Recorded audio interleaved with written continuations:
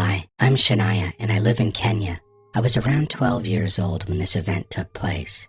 I lived with my mom and things were going really well until she got a job offer far away from where we lived. It was a 6-month contract and it paid well, so she couldn't say no. The only problem, I couldn't go with her. The job required her to move around a lot and I was too young to live alone, so a friend of hers helped her find a babysitter. Let's call the babysitter Lucy. She was a young girl, just out of high school, and now attending a nearby university.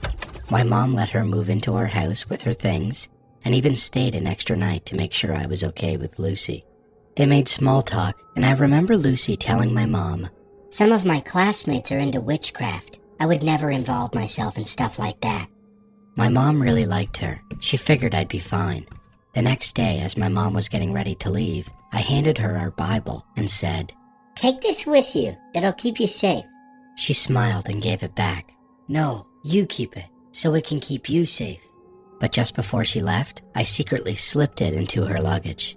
Looking back now, I feel like something bad was going to happen to one of us. And I think it happened to me, because I didn't keep the Bible. A couple of weeks went by. Things were okay, except for a few strange occurrences. Lucy slept in my room, and a few times I woke up in the middle of the night to the sound of her praying. But it didn't really sound like praying, more like chanting. She kept repeating things like, "Deliver me from evil and the snares of the devil." It was during one of these nights that everything took a dark turn. She woke me up, this time on purpose, and she invited me to pray with her. I looked at the clock and it was around 11 p.m. I thought it was odd, but I said yes anyway. We knelt on the floor and she led the prayer. At first, it was normal. Then, she reached for one of my hands mid-prayer, and then the other. Before I could react, her grip started to tighten, tighter and tighter. My hands began to ache, her voice grew louder, and her tone, it became eerie. That's when I knew something was wrong, and I screamed. She stopped praying and just stared at me, and then suddenly, she lifted me up and threw me into her bed and pinned my arms down. She began slamming my head against the wooden bed frame over and over again, all while chanting her prayers louder and louder. All I could hear was my own screaming, her voice, and then the sound of our door being broken down.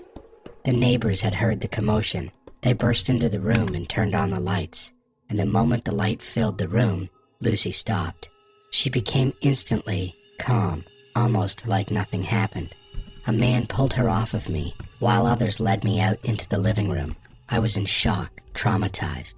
They called my mom, and she asked one of the neighbors to take me to their house for the night. As for Lucy, the neighbors were furious. They questioned her, yelling, demanding answers. That's when she screamed and ran outside, and then she did something truly terrifying. She dropped to the ground and began to slither like a snake across the grass, and then she got up and vanished into the night. The next morning, my grandpa came to pick me up, and I went to live with my grandparents for the rest of the 6 months. Lucy never came back. She begged my mom not to press charges, and she sent a friend to collect her things from our house. To this day, the whole thing still gives me chills. But one thing's for sure, it taught both me and my mom a serious lesson.